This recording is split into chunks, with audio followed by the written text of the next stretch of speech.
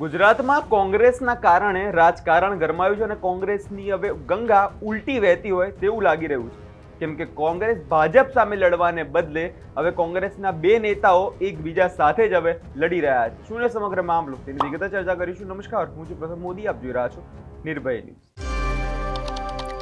જિગ્નેશ મેવાણીએ પાટણના ધારાસભ્ય કિરીટ પટેલને આડકતરી રીતે જે ભાષામાં ચેતવણી આપી છે તેના કારણે હવે મામલો ગરમાઈ ગયો છે.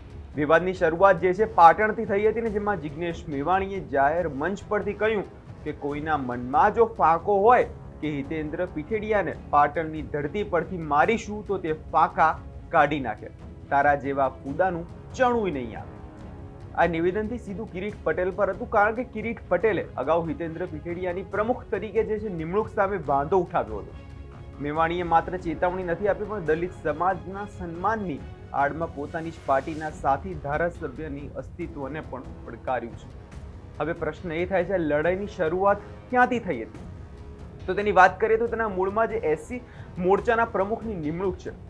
જયાબેન શાહને ફરીથી પ્રમુખ બનાવ્યા અને હિતેન્દ્ર પીઠેડિયાના વધતા પ્રભાવને કારણે કિરીટ પટેલ જે છે નારાજ જોવા મળી રહ્યા છે. કિરીટ પટેલનું કહેવું છે કે ચૂંટાયેલા ધારાસભ્યોની અવગણના થઈ રહી છે. તેમણે ત્યાં તો સુધી કહી દીધું કે જો હિતેન્દ્ર પીઠેડિયા પાટણમાં પગ મૂકશે તો તેમને જૂતાનો હાર પહેરાવશે અને તેને મેથી પાક ચકાડશે. એક ધારાસભ્ય જ્યારે બીજા નેતા વિશે આવી વાત કરે તે કેટલું યોગ્ય છે, ત્યારે તે સમજાઈ જાય છે કે પક્ષમાં શિસ્તના કેટલા ધજાગરા ઉડી રહ્યા છે. પહેલા સાંભળીએ જિગ્નેશ મેવાણીએ પાટણમાંથી શું કહ્યું હતું અને તે કિરીટ પટેલનો તેમનો શું વળતો જવાબ છે. જે પણ માણસને મનમાં એવો ફાંકો હોય કે હિતેન્દ્ર પીઠડિયાને પાટણની ધરતી પર મારીશું, એ બધા ફાંકા કાઢી નાખે. અમે ગુજરાતની સરકારને ઊંચી નીચી કરનારા માણસો છીએ. તારા જેવા ફૂદાનું ચણું નહીં આવે. અને આટલો બધો ફાંકો હોય તો ગુજરાતની ભાજપ સરકારે નરેન્દ્ર મોદીનું નામ લખીને સરદાર વલ્લભ પટેલનું નામ કાઢી નાખ્યું. ત્યાં જેનું ઊંધો પડે એટલે ખબર પડે. આજે હું ભાવનગર લીમડા ખાતે અમારા વરિષ્ઠ નેતા શક્તિસિંહના પરિવારની અંદર જે કરુણ બનાવ બન્યો ત્યાં સામાજિક બેસાણાની અંદર ઉપસ્થિત હતો. ત્યાં મારા ઉપર ઘણા બધા પાટણનાથી અને અન્ય મીડિયા કર્મીઓનો ફોન આવેલા.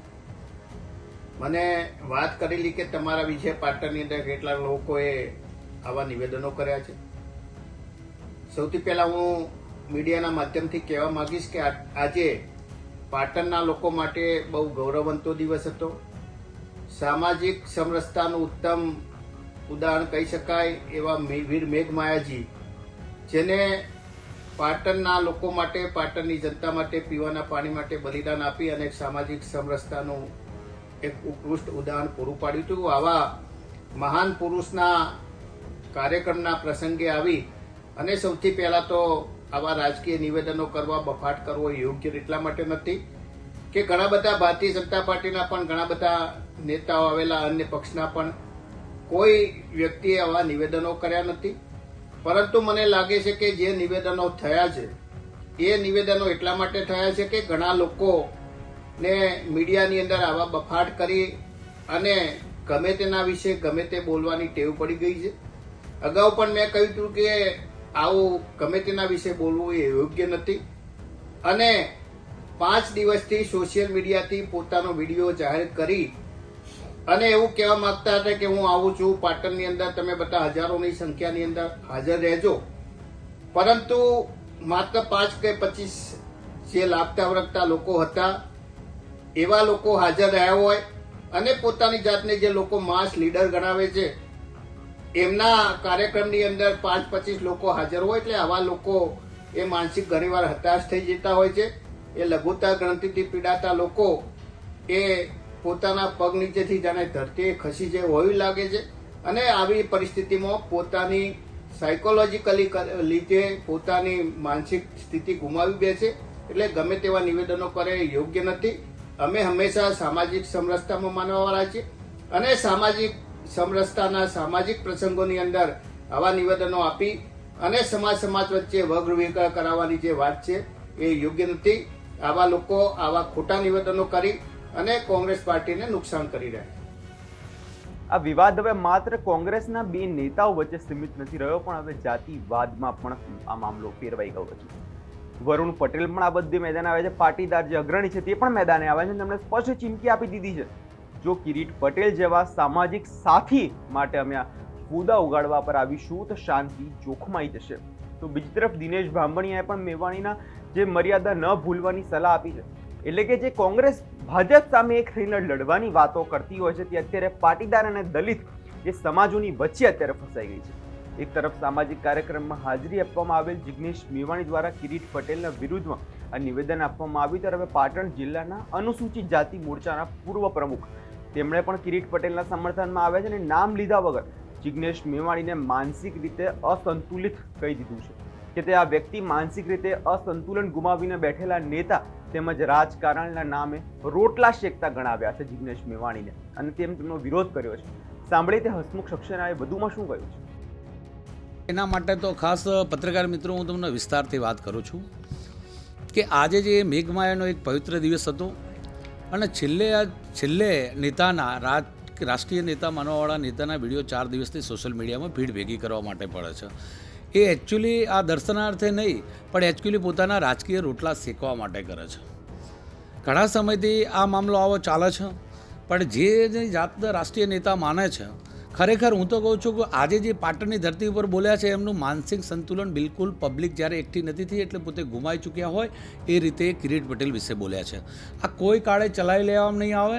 આમના જે આ રોટલા શેકવાની વાત હતી એકચ્યુઅલી સમાજ વચ્ચે આજે પાટીદાર સમાજના દલિત સમાજ વચ્ચે ભાગલા કેમ પડે અને કોંગ્રેસ પાર્ટીને નુકસાન કેમ પડે એ પાટણની ધરતી ઉપર કામ કર્યું છે. એટલે મવડી મંડળની પણ આવી વાત ચલાવી ના લેવી પડે અને જાહેરમાં એક્શન લેવી જોઈએ. વાત રહી કિરીટ પટેલની, તો કિરીટ પટેલ એક એવા નેતા છે જે સર્વ સમાજના સાથે લઈને ચાલવાવાળા નેતા છે. કિરીટ પટેલને પાટણની ધરતી ઉપર 108નું વિરોધ મળેલું છે. કિરીટ પટેલની અવગણના કોઈ કાળે થઈ શકે નહીં. સમગ્ર દલિત સમાજ આજે અમે કિરીટ પટેલના પડખે ઊભા છીએ કે આવા માનસિક સંતુલન ગુમાવી બેઠેલા નેતાની કોઈ વાત સાંભળે નહીં. પાટીદાર સમાજને અમારી વિનંતી છે કે આવા માનસિક સંતુલન ગુમાવી બેઠેલા નેતાના માનસિક ડૉક્ટરની જરૂર છે. તો પાટીદાર સમાજ પણ આવી વાતો ના સાંભળે અને કોંગ્રેસ પાર્ટી કેમ કરીને આગળ મજબૂત બને એના માટે પ્રયાસોને કામ કરવા જોઈએ. આગામી સમયમાં અનુસૂચિત જાતિ વિશે અનુસૂચિત જાતિના અમે સર્વ લોકો એવું કહીએ છીએ કે જો કિરીટ પટેલની આ રીતે ખોટી રીતે અવગણના કરી છે, બેફામ વર્તન કર્યું છે અને એ પાટણની ધરતી ઉપરથી કરે છે, તો આવા મોટા નેતાના જે રાષ્ટ્રીય નેતા સમજે છે એ નેતાને ખુલ્લેઆમ માફી માગવી જોઈએ. ને કે આગળના કાર્યક્રમ પ્રદેશ કાર્યાલય સુધી થશે અને ના છૂટકે પછી અમારે ક્યાંક દલિત સમાજમાંથી અથવા તો અનુસૂચિત જાતિમાંથી રાજીનામા મેળવવા પડે તો નવાઈની વાત નથી.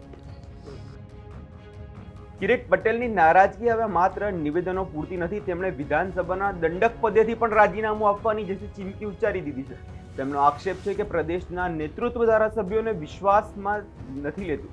જ્યારે ચૂંટણીઓ નજીક હોય ત્યારે આ પ્રકારના આંતરિક વિખવાદ અને પક્ષને મોટું નુકસાન પહોંચાડે છે. જિગ્નેશ મેવાણીનું આક્રમક વલણ અને કિરીટ પટેલનો વિરોધ, આ બંને વચ્ચે અત્યારે કોંગ્રેસનું હાઈકમાન્ડ જે છે અત્યારે ફસાયેલું છે. એટલે હવે જોવાનું રહ્યું કે આ મુદ્દે અત્યારે રાજકારણ જે છે ગરમાઈ ગયું છે અને જે આમાં જાતિવાદ જે છે સામે આવ્યો છે. આગળના સમયમાં હવે તાલુકા પ્રમુખની ચૂંટણી છે, જે હવે સ્થાનિક સ્વરાજની ચૂંટણી આવવાની છે અને તેની પહેલા કોંગ્રેસમાં જો આ પ્રકારનો જે છે વિખવાદ સામે આવતો હોય તો તમે એટલું તો સમજી શકો કે પાર્ટી અત્યારે કયા લેવલ ઉપર છે. તમારો શું અભિપ્રાય છે તેમને કમેન્ટ કરી ચોક્કસથી જણાવજો અને અમારી ચેનલ નિર્ભય ન્યૂઝને લાઇક, શેર અને સબસ્ક્રાઇબ કરવાનું ભૂલશો નહીં.